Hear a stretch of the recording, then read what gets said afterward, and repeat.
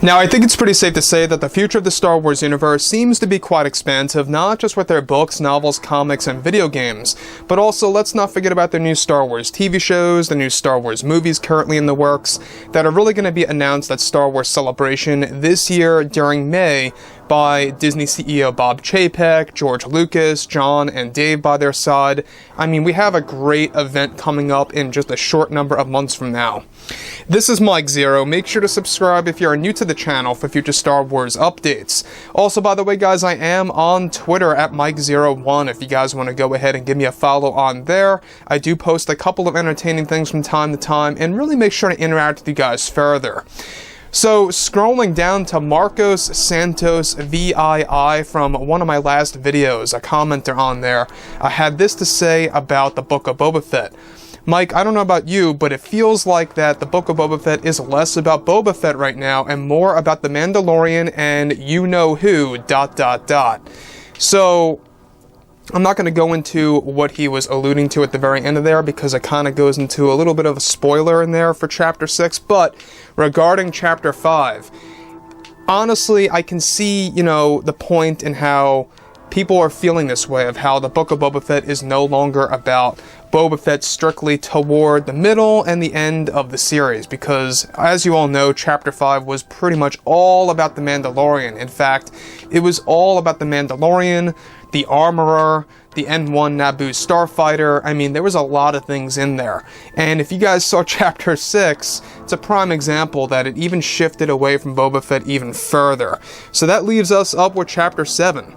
So, if you guys would like to go ahead and comment below and let me know what you think about Star Wars, I'm going to be talking more about that of, a specific commenter that wants to be highlighted in the next video. So, moving on from this, alright, with Disney's higher-ups now negotiating on whether or not they want to greenlight Season 2 of the Book of Boba Fett, they are also undecided on if they want to keep Kenobi as an event series or make it into a multi-season show to keep and please the fans even more. Now, it's described, however, that recently Disney CEO Bob Chapek made a big announcement involving their plans for the character of Luke Skywalker in the new Star Wars universe. Chapek went on to state that we have endless plans with Luke Skywalker and how we are going to map out this character's path for all of the new Star Wars shows that are coming your way over the next couple of years. We are exploring all different avenues for this beloved figure. We are very well aware that a large percentage of the fandom grew up with that, of course, is known as Star Wars Legends. These old books and the like are going to be the center of the true inspiration of how we handle Luke moving forward from this point. We want to explore Luke Skywalker's love life in future installments. We also want to implement what if we could actually expand Luke Skywalker's family or the Skywalker bloodline at that literally. So what Disney CEO Bob Chapek is essentially saying here is that what they are trying to do is that they are trying to create a carbon copy of the Legends version of Luke that we got so many years ago in the 1990s, in the early 2000s, and how they could really put that into the Disney canon. And if you guys saw, everything related to the Mando Season 2 finale, that just goes to show you exactly what kind of gateway both John and Dave Filoni opened for the Star Wars fandom to embrace.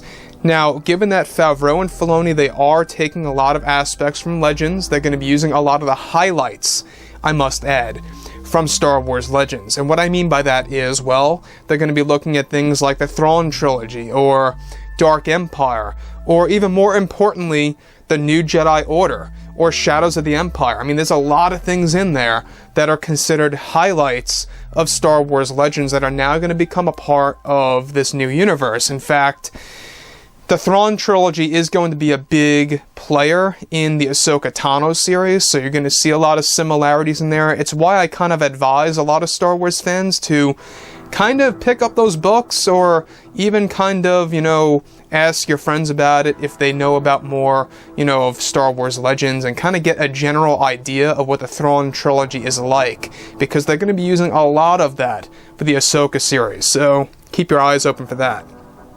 Now, moving on from this, Alright, he goes on to say that it's something that we are all looking over. We really want to do what the fans want to see so that we can correct some of the wrongs we did from the past. It's our job to make things right with how we handle Skywalker from now on. We realize that he is the center of Star Wars, and it's something that we are going to take control of and take very seriously from now on. I can assure all the fans that what we have planned for Luke is going to be the thrill of a lifetime for Star Wars fans who have been with the series over the past 40 plus years. I am in constant conversations with Mr. Favreau and Filoni on what it would be like to explore new powers for Luke. What is too much and what is too little? How do we create that balance? And how do we use elements of Luke sparingly and carefully? It's a tough job on our part, and we are taking baby steps with each and every Star Wars show. We know that fans love all the characters associated with Luke in Star Wars Legends, and that's exactly what Jon and Dave are building towards in this new universe. That is a progress, and a very big one, and a slow progress at that is both fun and satisfying to see the fans enjoying what we are doing. This is about changing how fans see Star Wars, and how we can combine fans from different generations to enjoy these shows and films equally as we move ahead.